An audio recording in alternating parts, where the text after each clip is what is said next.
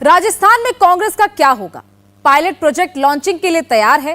गहलोत रेवड़ियां बांटकर सत्ता रिपीट का सपना देख रहे हैं। जिस पूर्वी राजस्थान ने कांग्रेस को सत्ता का स्वाद चखाया, वहां पॉलिटिकल टेम्परेचर हाई है। पीएम मोदी 8 महीने में 6 दौरे कर चुके हैं। अमित शाह और नड्डा भी लगातार कांग्रेस की दुखती रग पर हाथ रख रहे हैं। दिल्ली से लेकर जयपुर तक कांग्रेस के लिए कंफ्यूजन ही कंफ्यूजन है। पायलट प्रोजेक्ट लॉन्च होना है, लेकिन लॉन्चिंग पैड का पता नहीं। राजस्थान की जातिगत राजनीति का ऊंट किस करवट बैठेगा, इसी पर सबकी नजर है। गुर्जर वापस बीजेपी के पाले में जाएंगे या मुस्लिम वोटर्स गहलोत का खेल बिगाड़ देंगे? एक तरफ अशोक गहलोत की टेंशन है, तो दूसरी तरफ पायलट के लिए टोंक भी यक्ष प्रश्न बना हुआ है। पायलट टोंक की अग्नि परीक्षा देंगे या फिर कोई और ठिकाना तलाशेंगे? ये तय कर पाना भी सचिन पायलट की सबसे बड़ी चिंता है। तो आपको दिखाते हैं सचिन की बैटिंग से पहले क्या है पिच की रिपोर्ट। चलेगा दांव या उखड़ेगा पांव, टोंक दे रहा किसको टेंशन? पायलट की सीट स्ट्रॉन्ग या वीक?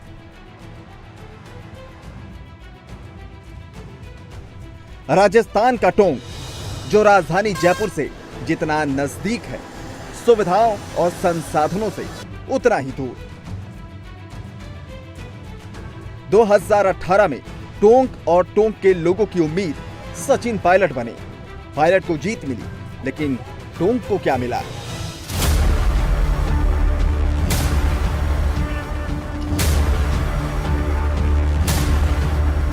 टोंक यही सवाल पूछ रहा है। राजस्थान की राजनीति में बीते 4.5 साल की नूरा कुश्ती में हर बार टोंक चर्चा में रहा, लेकिन सिर्फ पायलट गहलोत विवाद की वजह से। टोंक का मिजाज इस बार बहुत कुछ कह रहा है। पूरी राजस्थान की कहानी समझनी है तो आज टोंक के नब्ज को टटोलना जरूरी है।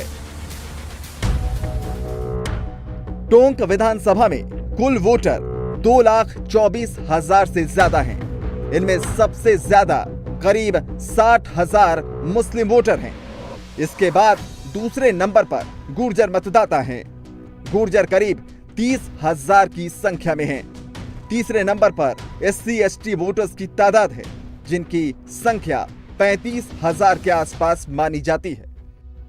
टोंक ने राजस्थान की राजनीति में हमेशा से एक अहम रोल निभाया है। सन 1972 से ही कांग्रेस पार्टी यहां पर मुस्लिम उम्मीदवार को उतारती रही है। उसका कारण यह रहा कि टोंक एक मुस्लिम बाहुल्य जिला है। अगर हम मतदाताओं की बात करें तो 2,24,000 मतदाताओं में से लगभग 60,000 से 70,000 मतदाता मुस्लिम समुदाय से आते हैं। वहीं अगर दूसरे मतदाताओं की बात करें तो लगभग 40,000 से 50,000 के मतदाता गुज्जर समाज से हैं, 15,000 माली समाज से और कुछ 35,000 अनुसूचित जाति से। शायद यही कारण रहा कि आज तक बीजेपी ने RSS उम्मीदवार को उतारकर टोंक से कई बार जीत भी हासिल की है। अब देखना यही होगा कि आगे आने वाले समय में राजस्थान की राजनीति किस तरह से करवट बदलती है, क्योंकि जिस तरह की शीर्ष नेतृत्व के साथ बैठक अशोक गहलोत और सचिन पायलट की हुई है, उसके बाद से यह जरूर कहा जा रहा है कि दोनों नेता मिलकर काम करेंगे, लेकिन दोनों के स्वर अब अलग अलग जरूर दिखाई दे रहे हैं। पिछले विधानसभा चुनाव में टोंक सीट पर बीजेपी की तरफ से यूनुस खान मैदान में थे। यूनुस खान एकमात्र वो शख्स थे जिस मुस्लिम को बीजेपी ने टिकट दिया हो। पायलट के सामने करीब 54,000 वोटों से वो हार गए थे। यूनुस खान वसुंधरा राजे के करीबी माने जाते हैं। राजे के वीटो से ही उनको टिकट मिल पाया था। पायलट का मुख्यमंत्री के लिए बड़ा चेहरा होने के कारण चुनाव में उन्हें प्रचार के लिए ज्यादा मेहनत नहीं करनी पड़ी। टोंक में कांग्रेस का हमेशा रहा मुस्लिम कैंडिडेट। 46 साल बाद गैर मुस्लिम को कांग्रेस ने दिया था टिकट। कांग्रेस पार्टी ने अपने 46 साल पुराने रिकॉर्ड को तोड़कर मुस्लिम उम्मीदवार की जगह सचिन पायलट को उम्मीदवार बनाया था। मामला सीएम की दावेदारी का था। पायलट आसानी से जीत गए, लेकिन सचिन पायलट की टोंक में अगली राजनीतिक पारी आसान नहीं होगी। टोंक से उनकी आगे की राजनीति पर पेच फंसता दिख रहा है। ऐसे में सवाल है कि क्या सचिन पायलट वापस टोंक से चुनाव लड़ने का मन बनाएंगे? क्या टोंक की जनता फिर पायलट पर अपना विश्वास दिखाएगी? हमारे मुकामी लोगों की सोच ये है कि हमारा स्थानीय उम्मीदवार होना चाहिए। कारण ये है कि एमपी में भी हमारा बाहर का उम्मीदवार, एमएलए में भी बाहर का उम्मीदवार, तो यहाँ के जो लोगों की स्थानीय समस्याएं वो लेकर किस तरीके से वहां तक पहुंचेंगे, क्योंकि हमारा जो शहर है, हमारा जो इलाका है वो बहुत ही बैकवर्ड है। बेरोजगारी, यहाँ कोई ऐसी फैक्ट्री इंडस्ट्रीज नहीं है कि जहाँ पर हमारे लोगों के नौजवानों के लिए रोजगार हो और वो एफोर्ड कर सकें अपनी समस्या ले जाकर बाहर जाकर कहें। हमें तो स्थानीय ही चाहिए। यहाँ पर हमारा जो विधायक है, एमएलए एमपी जो भी है, स्थानीय चाहिए। स्थानीय होना चाहिए। ये विधायक तो बेकार है हमारे लिए। न्यू के जीत के यहाँ से गए, जयपुर रह रहे, हुकूमत दूसरे को संभलवा दी इन्होंने। उनकी मर्जी चाहती है आ जाते हैं, नहीं तो नहीं आते, कोई जरूरी नहीं है। अब आम जनता परेशान हो तो समझे। जो बाजार रात को 3 बजे तक खुलता था, आज उनके टाइम में 10 बजे बंद होता है ये बाजार। हमारे छोटे छोटे से बच्चे जो है ना भूखे मर रहे हैं इस वक्त, समझे। और मैं कांग्रेस ही हूँ, शुरू से कांग्रेस को वोट देता हुआ आया हूँ, ऐसी कोई बात नहीं है। लेकिन अगर घोड़ा सही हो तो चाल भी सही होती है। जब घोड़ा ही गलत हो जाए फिर तो हाली मुहाली क्या करेंगे, उसके अंदर कुछ नहीं कर सकते सर। यहाँ की राजनीति जो है हमारी पहले ही पूरी जनता की मांग जो है स्थानीय विधायक की है। ये जो पैराशूट के विधायक आते हैं वो आते हैं, अपना काम करके चले जाते हैं और दूसरों को जिम्मेदार बना जाते हैं। महीनों में सालों में आते हैं, टोंक की जनता को साइन कराने के लिए, कोई इसके लिए घूमती रहती है। टोंक में मुस्लिम वोटों को देखते हुए ओवैसी भी अब टोंक में अपने पांव जमाने की तैयारी कर रहे हैं। बीजेपी दोबारा गुर्जरों को अपने पाले में लाने की कोशिश कर रही है, जो पायलट इफेक्ट की वजह से कांग्रेस में चले गए थे। दूसरी तरफ इस समय राजस्थान कांग्रेस का संगठन बिखरा हुआ है। संगठन में गहलोत की पकड़ अब भी मजबूत है। ऐसे में माना जा रहा है कि पायलट की सीटों पर चुनाव प्रचार प्रभावित हो सकता है। गहलोत अपने बेटे वैभव गहलोत की हार के लिए पायलट को जिम्मेदार मानते रहे हैं। ऐसे में टोंक में गहलोत इसका बदला पायलट से ले भी सकते हैं।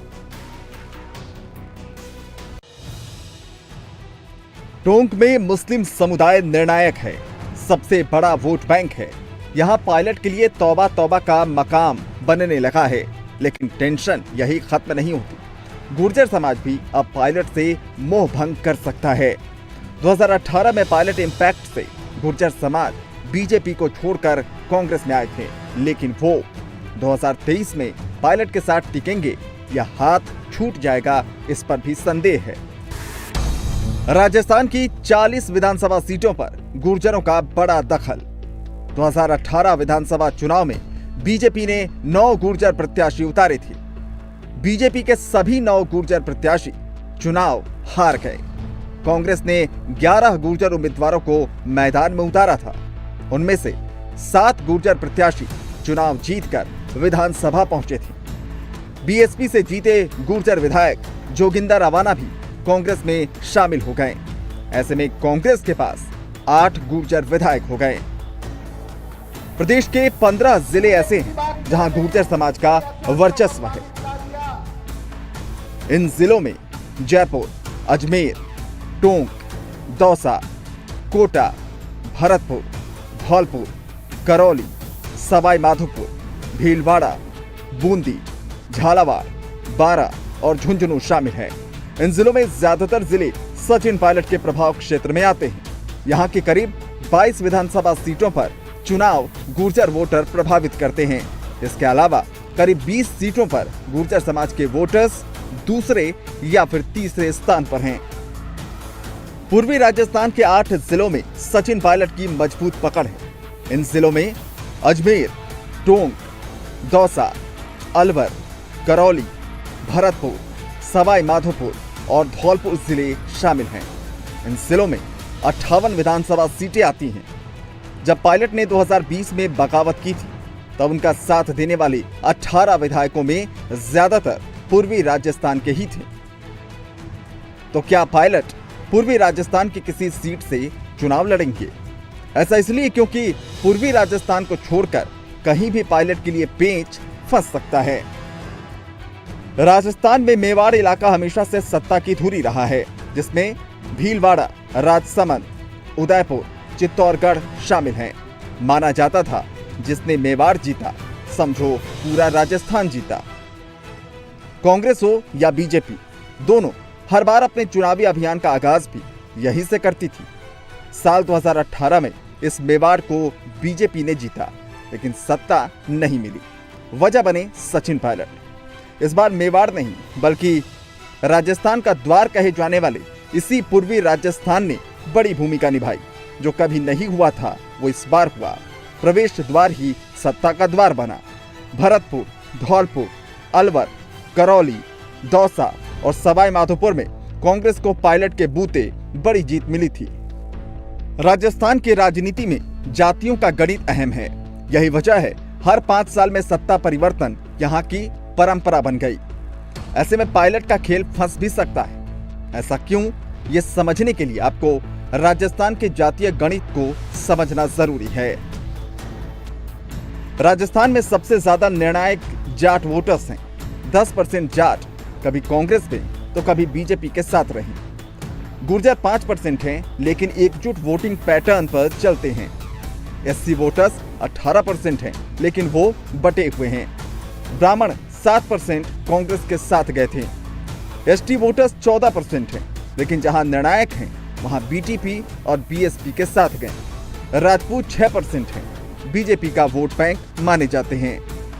9% वोटर्स मुस्लिम हैं, जो कांग्रेस के साथ हैं। वैश्य 4%, मीणा 7% और अन्य वोटर्स 2% हैं, जो कुछ सीटों पर खेल बनाते और बिगाड़ते रहे हैं।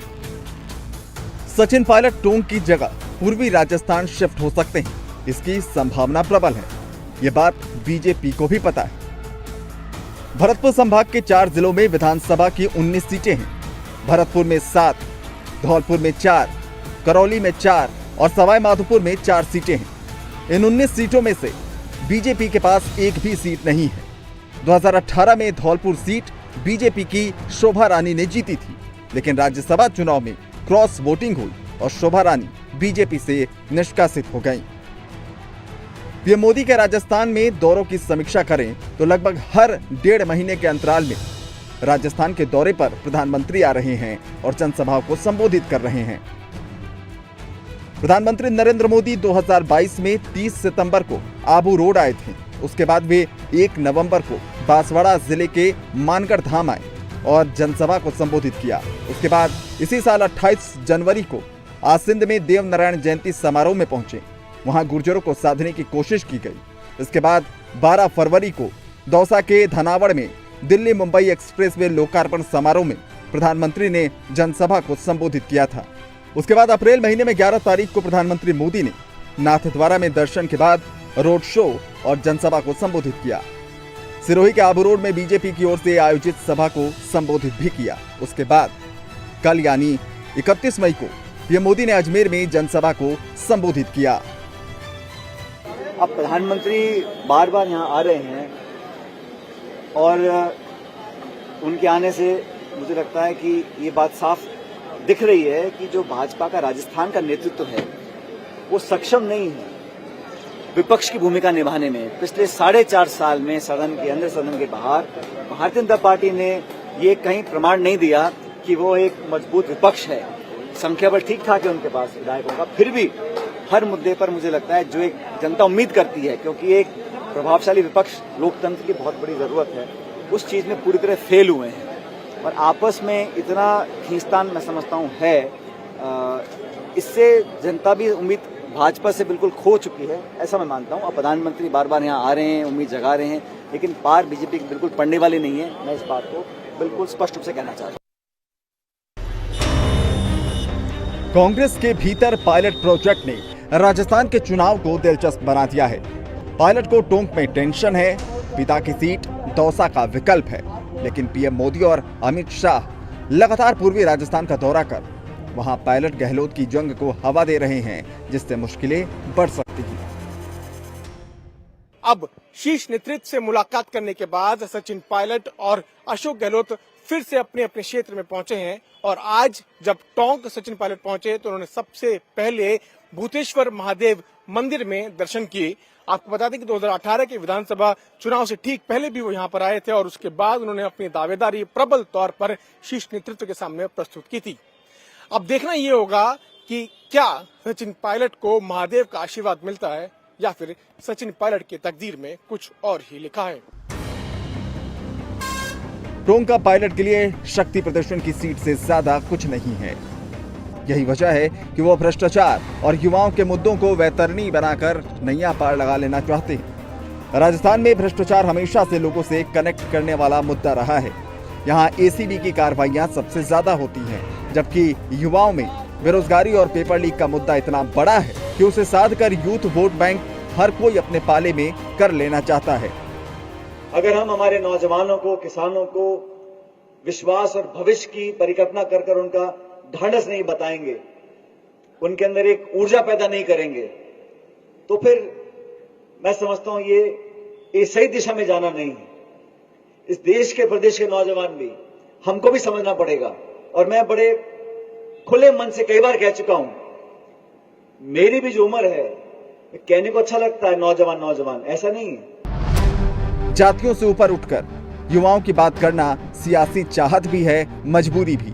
यही वजह है कि आरएलपी सुप्रीमो हनुमान बेनीवाल हो, बीजेपी के राज्यसभा सांसद किरोड़ी लाल मीणा हो या फिर सचिन पायलट ही क्यों ना हो, पेपर लीक और बेरोजगारी पर युवाओं के समर्थन में ये अक्सर सड़कों पर संघर्ष करने उतरते हैं। टोंक इस वक्त राजस्थान की सबसे हॉट सीट बना हुआ है। पायलट क्या करेंगे यह भी साफ नहीं है, लेकिन सीएम की दावेदारी पर गहलोत ने बाहरी बता दिया था। अब चुनावी सीट पर जनता बाहरी बता रही है, जिसे पायलट के लिए शुभ संकेत नहीं कहा जा सकता। हाँ, इतना जरूर है, राजस्थान की सियासत में सबसे बड़ा ट्विस्ट टोंक से ही मिलेगा। टोंक की अग्नि परीक्षा पायलट के लिए ही नहीं, बल्कि तमाम समीकरणों के लिहाज से राजस्थान का कल तय कर सकता है। इंडिया टीवी हर वक्त हर जगह डाउनलोड करने के लिए सर्च करें India TV news Google play store या ऐप स्टोर पर।